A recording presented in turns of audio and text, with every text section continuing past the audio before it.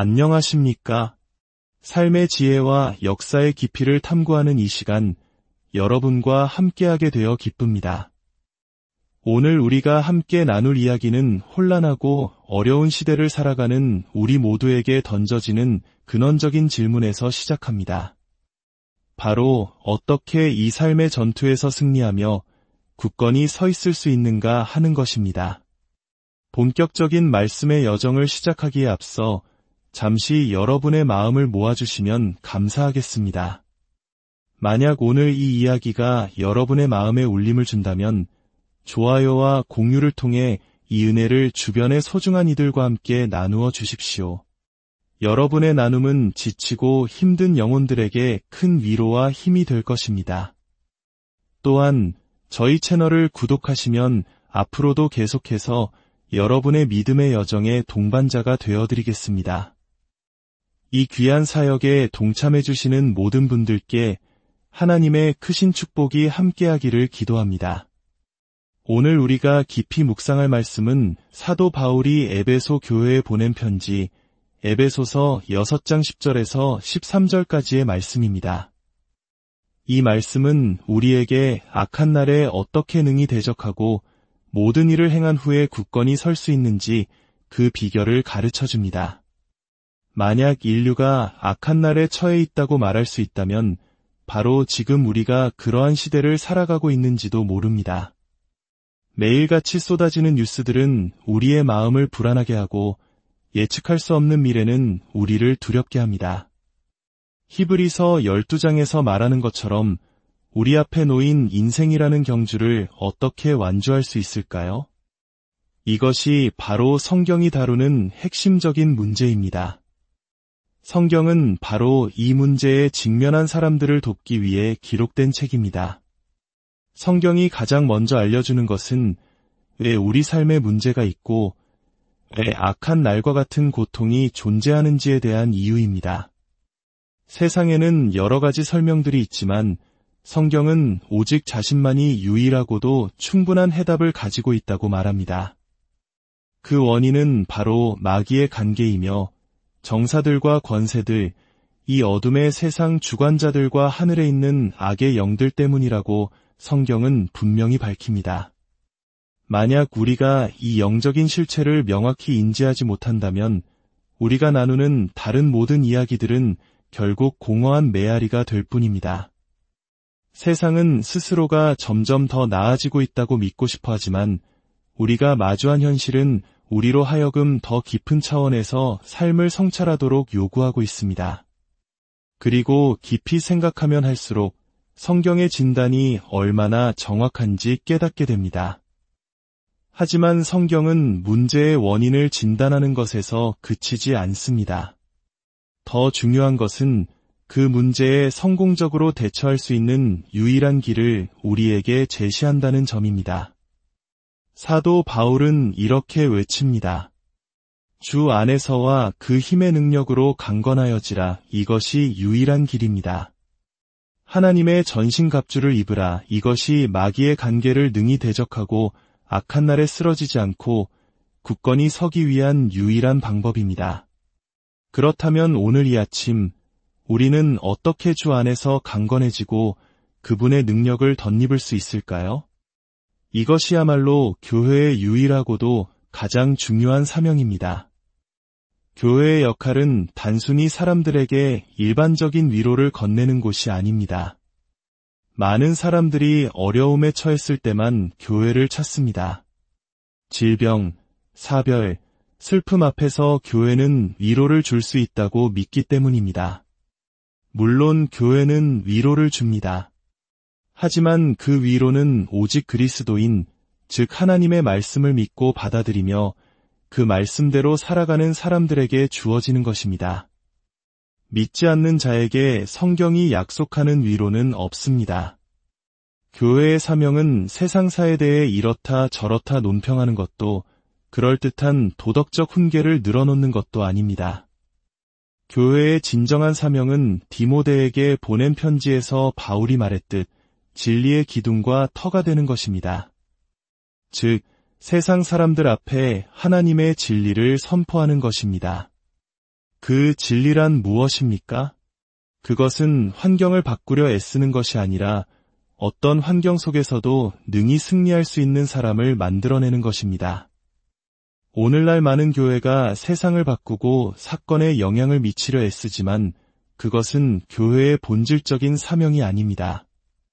교회의 사명은 악한 날이 오는 것을 막는 것이 아니라 악한 날이 왔을 때 성도들이 그 안에서 믿음으로 굳건히 서 있도록 돕는 것입니다.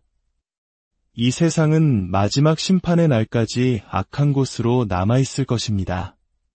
그러나 감사하게도 교회는 우리에게 정치가들이나 전문가들보다 더 뛰어난 세상 지식을 주는 곳이 아닙니다. 교회는 우리에게 세상 그 누구도 줄 수 없는 유일한 메시지를 줍니다. 그것은 바로 우리가 정복자보다 더 나은 자가 될 수 있다는 메시지입니다. 아무리 시대가 악하고 최악의 상황이 닥친다 할지라도 우리는 그 모든 것을 영광스럽게 통과할 수 있는 힘을 얻을 수 있습니다. 사랑하는 여러분, 지금 이 순간 당신은 당신의 삶을 어떻게 마주하고 계십니까? 미래를 어떤 마음으로 바라보고 계십니까? 그리스도인의 삶은 과거에 얽매여 감상에 젖는 삶이 아닙니다. 진리의 비단에서 오늘을 살고 내일을 준비하며 다가올 영원한 시간을 향해 나아가는 것입니다. 우리의 목표는 단지 한 시간 동안 잠시 행복한 기분을 느끼는 것이 아니라 오늘과 내일, 그리고 우리에게 또 다른 해가 주어진다면 그 시간을 온전히 살아낼 수 있도록 영적으로 무장하는 것입니다. 이 힘은 어디서 얻을 수 있을까요? 인간의 힘으로는 부족합니다. 오직 주님의 능력만이 우리를 강하게 할 수 있습니다. 물론 우리는 아무것도 하지 않고 가만히 있는 것이 아닙니다. 우리는 우리가 할 수 있는 모든 것을 하지만 그 모든 것을 할 수 있도록 힘을 주시는 분이 바로 하나님이십니다. 사도 바울의 고백처럼 내게 능력 주시는 자 안에서 내가 모든 것을 할 수 있느니라 내가 하지만 나를 강하게 하시는 그리스도를 통해 하는 것입니다. 우리의 영적 힘은 마치 육체의 힘과 같습니다. 먼저 우리는 영적인 양식을 섭취해야 합니다. 그것은 바로 예수 그리스도의 살과 피를 먹고 마시는 것, 즉 그분과 깊고 친밀한 교제를 나누며 살아가는 것입니다. 또한 우리에게는 생명의 빵인 하나님의 말씀이 주어졌습니다. 성경을 읽고 기도하며 성례에 참여하는 것은 우리의 영혼을 살찌우는 가장 기본적인 양식입니다. 하지만 음식만으로는 강해질 수 없습니다. 반드시 운동, 즉 훈련이 필요합니다. 히브리서 기자는 우리에게 인내로써 우리 앞에 당한 경주를 하며 라고 권면합니다. 이 경주를 어떻게 완주할 수 있을까요? 바로 꾸준한 영적 훈련을 통해서입니다. 첫째로, 우리는 영적인 진리를 굳게 붙잡는 훈련을 해야 합니다. 특히 하나님의 약속들을 붙잡아야 합니다. 성경이 오늘 우리에게 주는 위로와 소망은 이 세상에 속한 것이 아닙니다. 주님께서는 제자들에게 세상에서는 너희가 환난을 당하나 라고 분명히 말씀하셨습니다. 세상은 우리에게 어떤 희망도 주지 못합니다. 이 세상에서 우리의 목표는 넘어지지 않고 끝까지 발을 굳게 딛고 서 있는 것입니다. 우리의 소망은 이 땅이 아니라 히브리서에서 말하는 장차올 세상에 있습니다. 그리스도인은 항상 앞을 바라보는 사람들입니다. 여러분의 소망을 세상에 두지 마십시오. 그러면 실망할 수밖에 없습니다. 여러분의 소망을 하나님께서 약속하신 영원한 생명과 다가올 그분의 나라에 두십시오. 그리고 그 약속을 놓치지 않도록 굳게 붙잡으십시오.